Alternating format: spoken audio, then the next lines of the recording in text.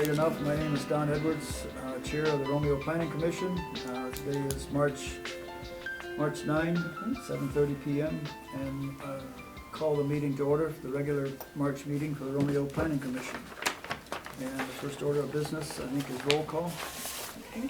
Edwards, Here. Fowler, Yes. Kuzmano, Grandstaff, Here. Luther, Stegner, Here. Trapp, Here. Trubovich, Here. and Webb. Here. Thank you. And the next item is the public forum, but the only public that's here is on the agenda, so we can open and close the public forum. And we have one item on the agenda tonight. That's a lot split at 409 East St. Clair. And we have a parcel number. Pat Bickner is here to represent the applicant for the lot split. And Pat, would you take a few minutes and explain, I need to understand what the condominium aspect of it was in our original packet. I didn't understand that. The original packet had the condo splits. What they were going to do with this property prior to the current paperwork that you have was do a condo split and create individual condominium units, you know, at 3,000 to 5,000 square feet. Mm-hmm. But the purchaser who's looking to buy the building, he wanted to just keep it as one parcel for himself to, you know, create his own retirement account, if you will. So the engineer that I was dealing with and the attorney said this is a simpler, cleaner way to do it, for lack of better terms. Okay. To do a front to rear split, I create an easement on the parcel that I still own up front, so he gets to maintain access. It's, you know, the guy wanted to buy a building, he was going to move, so I decided instead of letting him move, buy that building. That was the gist of the whole story. Okay. So the easement then, how does that work? That goes with the deed? It's a deeded easement. There's a driveway easement and then there's a sign easement because there's a shared monument sign. Without that, he has no signage in the back to, you know, to advertise who's in the back of that facility. So we have a, I think you guys have it in your packet. There's a easement agreement that shows the driveway. We share maintenance costs on that particular area. So. Outside of that, the other reason they wanted to do is a simple front to rear split. In the case of maintenance, and if you wanted to pave this parking lot, I didn't want to pave mine, whatever the case may be, you can do it independently upon one another. You know, without the you know, permission from the other person or financial contribution from the other party. Okay.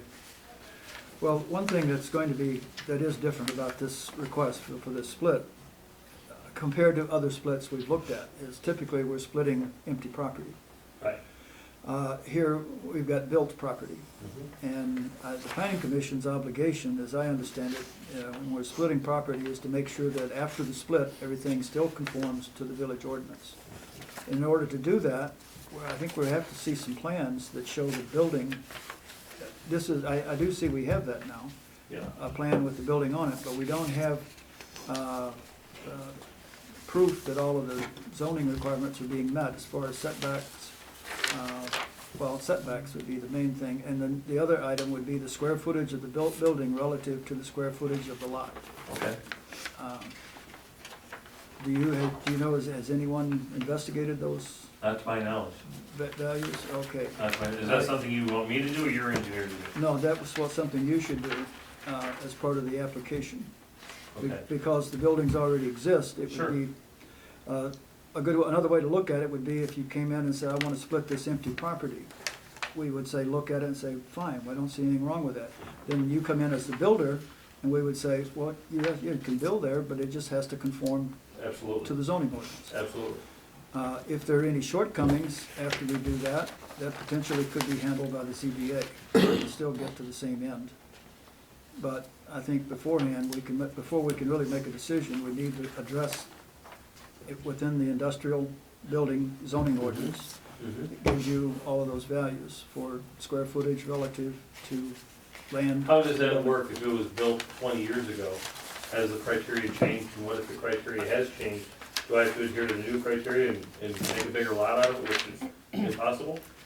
I don't know if I can answer that question definitely. I don't think there's been any changes to those zoning ordinances in 20 years, because I was here 20 years ago, and I don't recall those values changing. There would be no reason to. So there should not be an issue with this regard. I see, there shouldn't be, because the buildings were conforming when they went up on this property, and I can't see why they would be non-conforming now. Mhm. The only area that may be close would be the distance between the buildings, Mhm. because that would be considered setback, because now each building is on its own lot. Right now, they're on the same lot, so there doesn't have to be a setback. So we would have to issue each other a variance as long as it's okay with the other neighboring parcel, correct? No, that wouldn't work. I think if it's non-conforming, you're gonna have to go to the ZBA and say, we want to split these lots.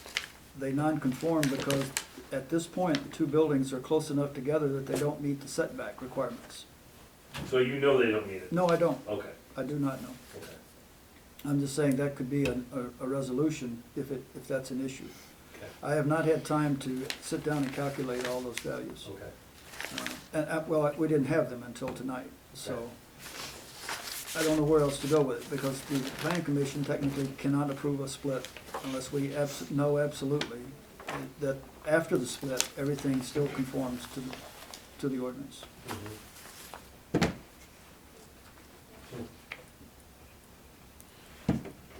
Would each of the units have their own separate address and Sidwell number? Currently they're one. Currently they're one, right? Correct, but in order to get them on the tax, It's strange because I get different tax bills. I get a tax bill for 401 and a tax bill for 409. And I don't know why that is. I've never questioned it. But yeah, the plan is to have two different numbers. now you still own the front one, but you're selling the rear building. Yes. So S&J and Romeo Floor Covering then would split that building and Yep. purchase it separately from you. Yep. Then the entire building back with that Romeo party rental? We got party rental, CrossFit, I think, and then the remainder of the building. Well, FAMS is moving in the back. Our manufacturing's moving in the So back. they would be purchasing it from the other guy that bought the building? Is that what I'm No, understanding? no, he's gonna maintain that building. He's gonna maintain that whole 18,000 square foot back unit. Okay. He wants to keep that. And separately, they'll each have their own separate individual part of the building to where there's a separate They're address occupants of and a Sidwell. multi-tenant building. Yeah, Yeah. so tax-wise, we would be collecting extra taxes from You're gonna collect property taxes, you're gonna, Yeah. I'm assuming the SEV will go up, so yes. it. Okay. One area, Pat, that I think in doing your research, you need to confirm, a lot within the village should be facing a major street, technically. Now, perhaps with this parking lot and the easement, that can be overcome, because there just has to be, legally, you have to have access to a building for emergency purposes, and that would be no different than it is now. I mean, the building is there now, there's access through the driveway, so I don't know that that would change, except now it's a separate address.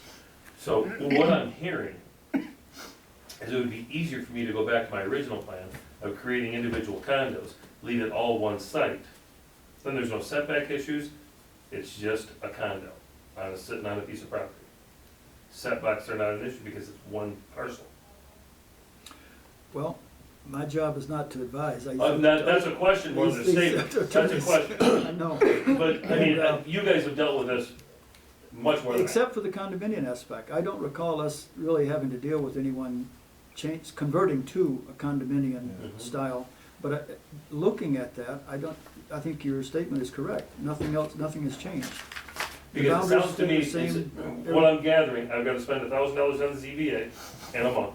if it doesn't conform. It probably does not, Okay, right? I mean, the way the buildings are built, they seem rather close together. they do. You know, and I don't know what the setback numbers are, you've got the big master book sitting there, but I'm assuming they don't conform. Okay, And I'm quite sure I don't wanna wait 3 months for this entire process to play out. okay. So if I went back, and I don't know if you guys have the printed set of the original condo plans, if I just went back to that, it seems like we'd be in a much simpler situation, correct? I personally am unaware of any reason that the planning commission, I'm trying to actually think about the fact, what is the planning commission's responsibility? And I don't know that the planning commission has to approve someone converting from an existing freestanding building and property and deciding that now I want to make this a condominium property.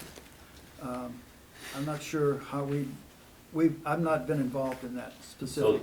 So that's another, I should walk across the street from my current building and go see that young lady right there, Yeah. and the guy who sits in the back office, and rethink this wheel from the beginning. That's very possible that that would be the best route to go. Yeah, because And just say, currently he's renting those units, right? So it's already separated with each separate power source and everything else. yeah, separate The address, businesses, yeah. shared industry, Yeah, shared, just- it's a shared That building. hasn't changed, yeah. You're just trying to eliminate one ownership to it, to put them responsible for each of the. Yeah, as opposed to me dealing with the vacancy and him moving to another Yep. community, let's leave him there. Pass the button. If that would work, then that would eliminate any of these issues that I've brought up. So, job number one for me is find out if your issues are really issues. That's true, and that's easily done. I think, And in hypothetical situation, let's say I go look at the big book tomorrow, and none of these are issues. Mhm. Do I have to come back here in a month? I'm afraid so, unless we call a special meeting. Okay. Because there's no way I can get anybody to approve based on me meeting the criteria.